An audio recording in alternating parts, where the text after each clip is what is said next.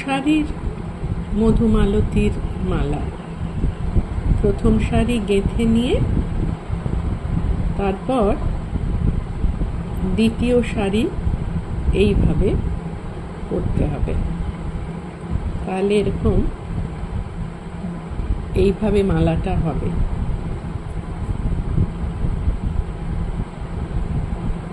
নিচের শাড়ির বৃন্ত দুটির মাঝে ফুলটি দিয়ে ওপরের শাড়ি থেকেও একটি বৃন্ত এই দুটির মাঝে এনে দিলাম, তাহলেই জুড়ে গেল।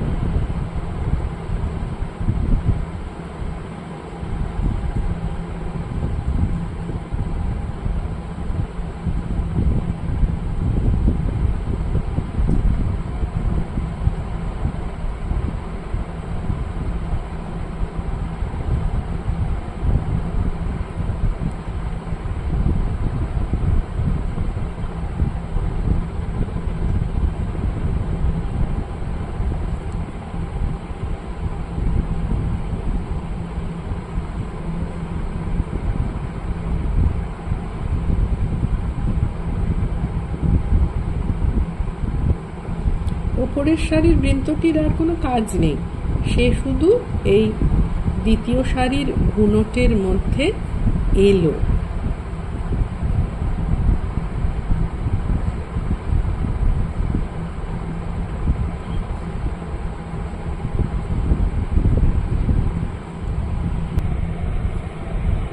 ওপরের রোয়ের বৃন্তটা তার কোনো কাজ নেই, সে শুধু বসে থাকবে।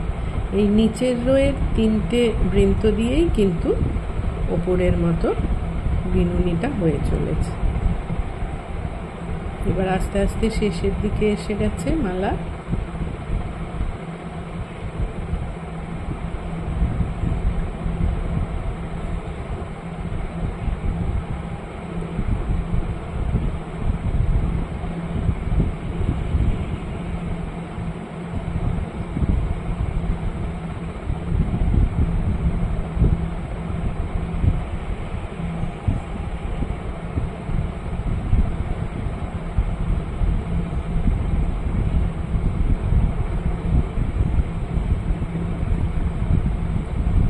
এবার একসাথে সব বৃন্তগুলোকে নিয়ে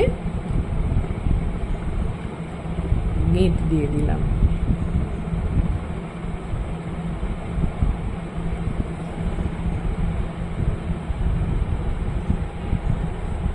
এই যে হয়ে গেল দুটো রোর খোপার মালা।